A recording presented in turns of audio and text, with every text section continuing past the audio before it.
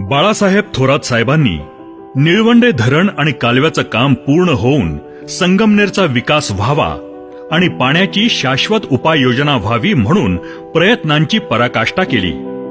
त्यासाठी आपली पूर्ण ताकद पणाला लावली.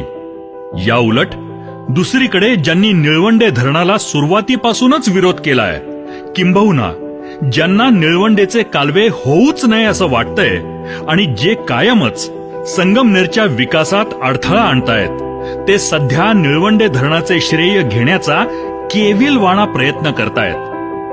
या व्हिडिओद्वारे आम्ही संगमनेरच नाही तर संपूर्ण नगर जिल्ह्याच्या विकासात अडसर ठरणाऱ्या त्या नेत्यांचा निळवंडे संदर्भातील खरा चेहरा दाखवणार आहोत. कदाचित आजच्या पिढीला स्वातंत्र्यानंतरचे संगमनेर आठवणार नाही. पर्जन्य छायेखाली येणारा दुष्काळी पट्टा म्हणून संगमनेरची ओळख. बेभरोशाच्या पावसावर 4 महिने जे काही पिकते ते वर्षभर पुरवायचे अशी शेतकऱ्यांची परिस्थिती होती. ही परिस्थिती बदलायची असेल तर पाणी हाच त्यावर पर्याय होता.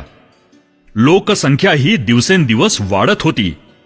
त्यामुळे 1970च्या दशकातच भंडारदरा धरण हे अकोले, संगमनेर, राहता श्रीरामपूर या तालुक्यांची तहान भागवू शकणार नाही हे लक्षात आलं आणि तिथून पुढे अजून एखादे धरण असावे ही मागणी जोर धरू लागली. तेव्हा यासाठी त्या काळचे तत्कालीन पुढारी दत्ता देशमुख, भाऊसाहेब थोरात, खताळ पाटील इत्यादी नेत्यांनी पुढाकार घेतला. परंतु धरण कुठे असावं याविषयी मतभिन्नता होती. 1975ला शंकरराव चव्हाण हे मुख्यमंत्री झाले आणि विखे घराण्यासोबत त्यांची जवळीक होती. राज्य सरकारकडूनही धरणाला सकारात्मक प्रतिसाद भेटू लागला आणि धरण होणार हे निश्चित झाले. संगमनेरातील नेत्यांचा हा आग्रह होता की आमच्या तळेगाव पट्ट्यातून कालवा गेलाच पाहिजे. परंतु शेजारील काही नेते फार धूर्त राजकारणी होते. त्यांची इच्छा होती की याचा फायदा संगमनेरला होण्याऐवजी वैयक्तिक आपल्याला व्हावा आणि ओझर मार्गे एकच कालवा लोणी परिसरासाठी जावा म्हणून त्यांनी 1976लाच शंकरराव चव्हाण यांच्या हस्ते अकोले तालुक्यातील म्हाळादेवी इथे धरणाचे पूजन केले. परंतु हा कुटील डाव संगमनेरच्या नेत्यांच्या लक्षात आला. त्यांनी चिंचोली गुरव इथे पाणी परिषद घेतली आणि त्यात दुसरा कालवा हा संगमनेरच्या दुष्काळी पट्ट्यातूनच गेला पाहिजे असा ठराव संमत केला. शेवटी नियतीनं सत्याचाच विजय केला. दुष्काळग्रस्तांची चेष्टा ही शेजारील नेत्यांना चांगलीच भोवली आणि गोरगरिबांची अवहेलना केल्यानं 1990च्या दशकात त्यांचा खासदारकीत दारुण पराभव झाला. यातच स्वर्गीय भाऊसाहेब थोरात यांना शरद पवार यांची साथ लाभली. सुधाकरराव नाईक हे मुख्यमंत्री असताना शरद पवारांच्या हस्ते 1992 साली निळवंडे इथे नवीन धरणाचे भूमिपूजन झाले आणि 2 कालवे करण्यासही मंजुरी मिळाली. 2 कालव्याच्या मंजुरीमुळे एकच कालवा करण्याचे त्या नेत्यांचे स्वप्न भंग झाले आणि संगमनेरातील दुष्काळी भागात आनंदाचे वातावरण निर्माण झाले. परंतु दुर्दैवानं 1995 साली काँग्रेस सरकार जाऊन युती सरकारची सत्ता आली आणि शेजारील नेत्यांनी शिवसेनेत प्रवेश केला. सत्तेत जाऊन 1995 ते 1999 या काळात त्यांनी धरणाचे काहीच काम होऊ दिले नाही. दुष्काळग्रस्त संगमनेरच्या सुदैवानं 1999 साली युती सरकार गेले आणि आघाडीचे सरकार सत्तेवर आले. थोरात साहेबांना आपल्या आतापर्यंतच्या उल्लेखनीय कर्तृत्वाच्या भरोशावर मंत्रीपद मिळणार हे निश्चित होते. स्वर्गीय विलासराव देशमुख मुख्यमंत्री झाले. त्यांच्याकडनं साहेबांनी संगमनेरची भाग्यरेषा ठरवणाऱ्या निळवंडे धरणाचे काम लवकरात लवकर पूर्णत्वास जावे म्हणून पाटबंधारे खाते स्वतःहून मागून घेतले. 1999 पर्यंत पुनर्वसन होत नसल्यानं धरणाचे काम वारंवार बंद पडत होते. 1995 ते 99 या कालावधीत तर साधे भूसंपादनही झाले नाही. थोरात साहेबांनी मात्र तत्परतेनं पुढील 3च वर्षात आधी पुनर्वसन मग धरण या अभिनव आदर्श पद्धतीनं भूसंपादनाचे काम पूर्ण केले. आमदार बाळासाहेब थोरात यांच्या आधी पुनर्वसन मग धरण या आदर्श निळवंडे धरण पुनर्वसन पॅटर्नची संपूर्ण देशानं विशेष नोंद घेतली. पुनर्वसनासाठी शेजारील नेत्यांनी राहता तालुक्यातील जमीन देण्यास विरोध केला, पण न डगमगता साहेबांनी संगमनेर आणि अकोले तालुक्यातच आदर्श पुनर्वसन करत पीडितांना आपल्या संस्थांमध्ये नोकऱ्याही दिल्या. अशा या धरणाकरता या प्रतिनिधी म्हणून संगमनेर तालुक्याचे बाळासाहेब थोरात साहेब यांनी फार मोठं योगदान केलेलं आहे आणि पुनर्वसनामध्ये त्यांचे प्रश्न सोडवण्याकरता, प्रकल्पग्रस्तांचे प्रश्न सोडवण्याकरता फार मोठी जबाबदारी स्वीकारली. आणि विशेषतः थोरात साहेबांनी खराडी, वाघापूर, आश्वी अशा ठिकाणी संघटनेनं लोक प्रकल्पग्रस्तांना बसवण्याची एके ठिकाणी जागा निर्माण केल्यामुळं फार मोठा प्रश्न पुनर्वसनाचा एक सुटलेला आहे. पुनर्वसनासाठी स्वतःची 5 एकर जमीन देणारे आमदार बाळासाहेब थोरात हे संपूर्ण महाराष्ट्रात एकमेव उदाहरण आहे. मात्र हे सर्व प्रामाणिकपणे करत असताना त्यांना अनंत अडचणींना सामोरं जावं लागलं. असंख्य मोर्चे, धरणग्रस्तांचे उपोषण, त्यांच्या मागण्या सोडवण्यासाठी समाधानकारक तोडगा काढण्यासाठी साहेब स्वतः त्यांच्यात जाऊन बसत, त्यांचं समाधान करत, त्यांना सर्व परिस्थिती व्यवस्थितपणे समजावून सांगत, तेव्हा ते जमिनी द्यायला तयार होत असत. जे पुनर्वसन झालेलं आहे त्या पुनर्वसनात त्यांनी 1 एकर सुद्धा जमीन त्यांच्या तालुक्यातली दिलेली नाही. तेव्हा त्यांच्या तालुक्यात जर त्यांनी जमीन दिली असतं, पुनर्वसन जर केलं असतं, तर आम्ही म्हटलो असतं विखे साहेबांनी काहीतरी पुनर्वसनाला हातभार लावलेला आहे. त्यांनी जर 1 गुंठ्याला बी सुद्धा त्यांनी धरणग्रस्तांना मदत केलेली नाही. मग त्यांनी का म्हणावं का बा आम्ही केलं म्हणून. पूर्वेकडील शकुनी असेच विरोध करत राहणार हे लक्षात आल्यानंतर मात्र आमदार बाळासाहेब थोरात यांनी निळवंडेसाठी देवच पाण्यात घातले. काही झालं तरी धरण पूर्ण करणार अशी भीष्म प्रतिज्ञा केली. पूर्वेकडील शक्तींची सर्व अस्त्रे साहेबांच्या संयमापुढे फिकी पडली आणि याच काळात म्हणजे 2005 ते 2009 पर्यंत मुख्य भिंतीचे काम साहेबांनी पूर्णत्वाकडे नेले. धरणाच्या भिंतीबरोबरच कालव्यांचीही कामे होणे गरजेचे होते. 2006च्या काळात निळवंडे पाटपाणी कृती समितीला विश्वासात घेऊन कालव्यांची कामेही सुरू केली. कालव्यांना सुरुवातीला विरोध झाला, परंतु साहेबांच्या पाठीशी जनतारूपी परमेश्वरच उभा होता. त्यामुळे कालव्याची ही कामे सुरळीतपणे होऊ लागली आणि त्याचबरोबर पिंपळगाव कोंझिरा, गणेशवाडी, कवठे कमळेश्वर, पिंपरी येथील हजारो मीटर पर्यंतचे बोगदे विक्रमी वेळेत पूर्ण झाले. संगमनेर तालुक्यातील आणि इतर जनतेलाही सांगू इच्छितो, हे काम फक्त आणि फक्त नामदार बाळासाहेब थोरात यांनी केलेलं आहे. इतर कोणत्याही नेत्यांच्या भूलथापाला बळी न पडता आपण सर्व या ठिकाणी समोर पाहू शकता. हे काम 2012ला चालू झालं आणि 2013 मध्ये हे काम या ठिकाणी पूर्ण झालेलं आहे. 2014 पर्यंत साहेबांनी आपल्या मंत्रिपदाचा निळवंडेसाठी अगदी प्रभावीपणे सदुपयोग करून निळवंडेचे काम प्रामाणिकपणे चालू ठेवले. त्यामुळे मंत्रालयातील बाकी आमदार त्यांना गमतीनं निळवंडे आमदार म्हणायचे. गमतीचा भाग जरी सोडला तरी ही सत्य परिस्थिती आहे की निळवंडे धरणासाठी जीवाचं रान करून निळवंडेचं काम पूर्णत्वास आणलं. निळवंडे धरणानं आणि या कालव्यांनी संगमनेरचा दुष्काळ कसा काय हटणार हे आपण एकदा ग्राफिक्सच्या माध्यमातून पाहिलं पाहिजे. आपण सहज एक आकडेवारी पाहू. यातून आपल्याला लक्षात येईल की कोणत्या तालुक्याला अंदाजे किती पाणी मिळणार आहे किंवा कोणती गावे ही लाभ क्षेत्रात येतात. अकोले 24, संगमनेर 80, कोपरगाव 11, राहाता 37, श्रीरामपूर 3, राहुरी 21, सिन्नर 6 अशी एकूण 182 गावे निळवंडे धरणाच्या लाभ क्षेत्रात येतात. बरं, हे झालं लाभ क्षेत्रातील गावांविषयी.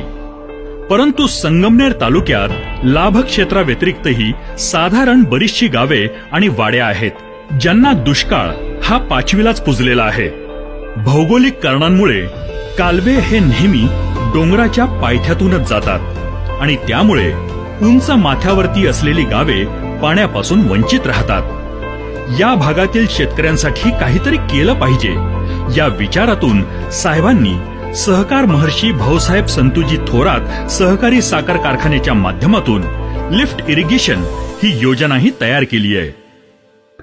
याचे प्राथमिक स्वरूपातील उदाहरण द्यायचे झाले तर डावा कालवा हा संगमनेर कारखाना परिसरातून जातो।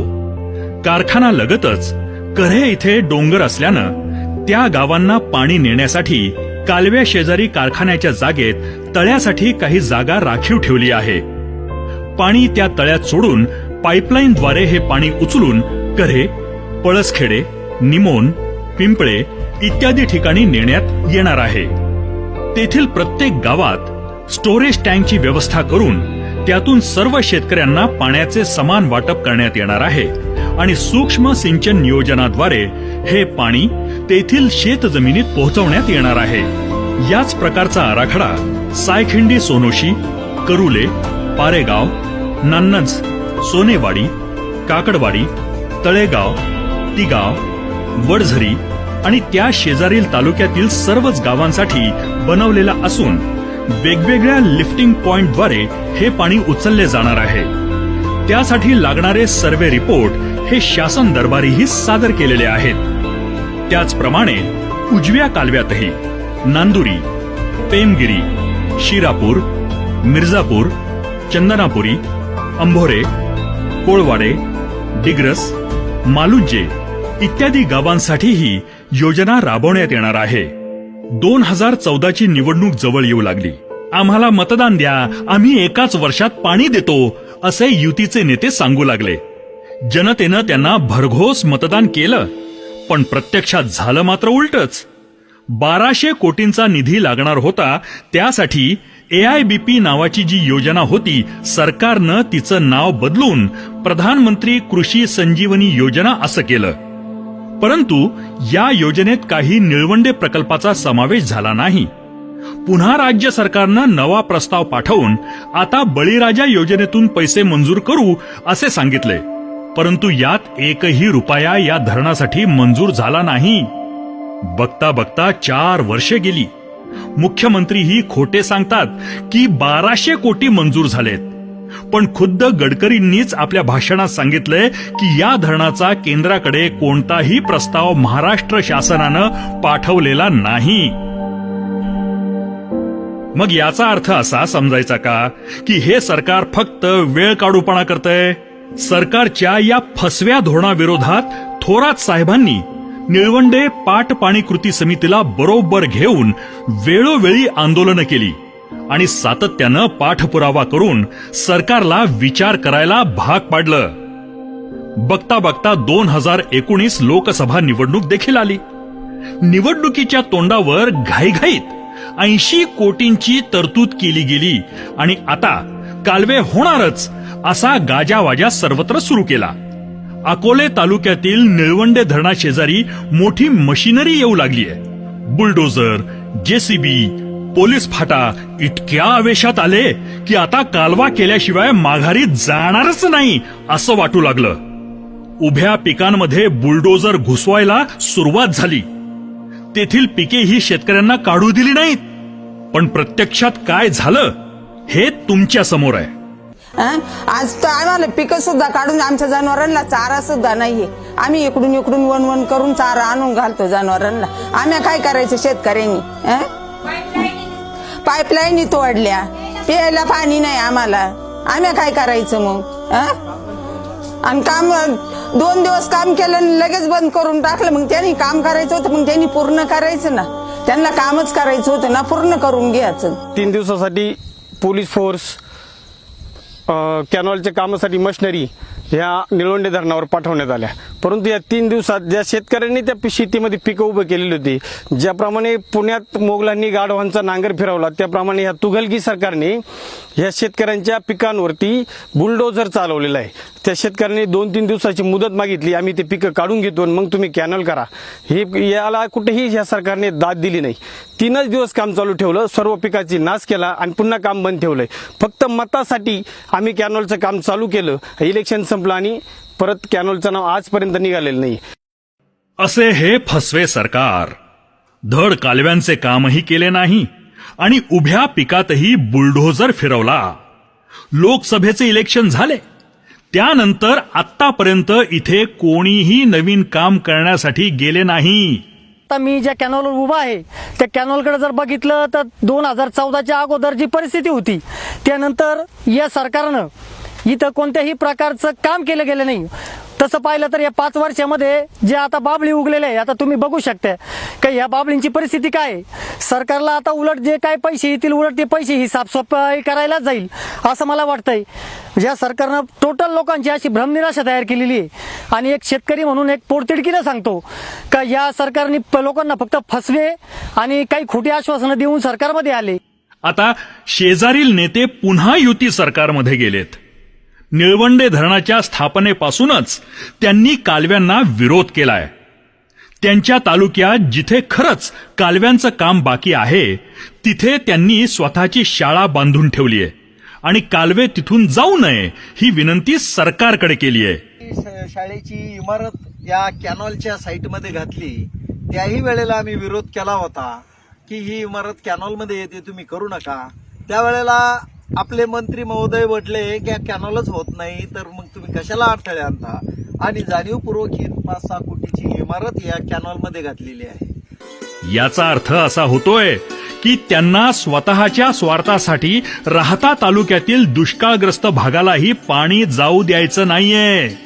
आणि इकडे संगमनेर तालुक्यात येऊन न केलेल्या कामांचे उद्घाटन करून श्रेय घेण्याचा केविलवाणा प्रयत्न करतायत. त्यामुळे या सर्वातून दिसणारी त्यांची दुटप्पी भूमिका दुष्काळग्रस्तांपुढे प्रश्नचिन्ह निर्माण करणारी आहे.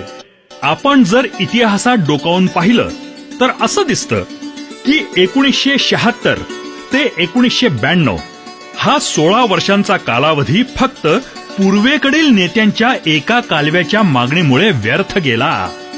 तसंच 1995 ते 1999 आणि 2014 ते 2019 हा 10 वर्षांचा काळ भाजप शिवसेना सरकारच्या नाकर्तेपणामुळे वाया गेला. निळवंडे धरणासाठी खरोखर कुणी प्रयत्न केले असतील तर ते फक्त आणि फक्त आमदार बाळासाहेब थोरात यांनीच.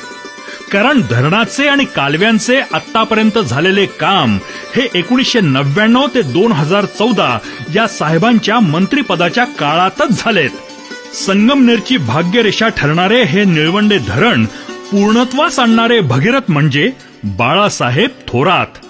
अनेक अडचणींचा आणि मुद्दामून अडथळे आणणाऱ्यांचा सामना करून त्यांनी निळवंडे धरणाचे आपले स्वप्न साकार केले. त्यांच्या या निळवंडे धरणाचे काम पूर्ण करण्याच्या अविरत ध्यासामुळे संगमनेरची पुढची पिढी दुष्काळाच्या दुष्टचक्रातून सुटणार असून या भागाला कायमची सुखसमृद्धी लाभणार आहे.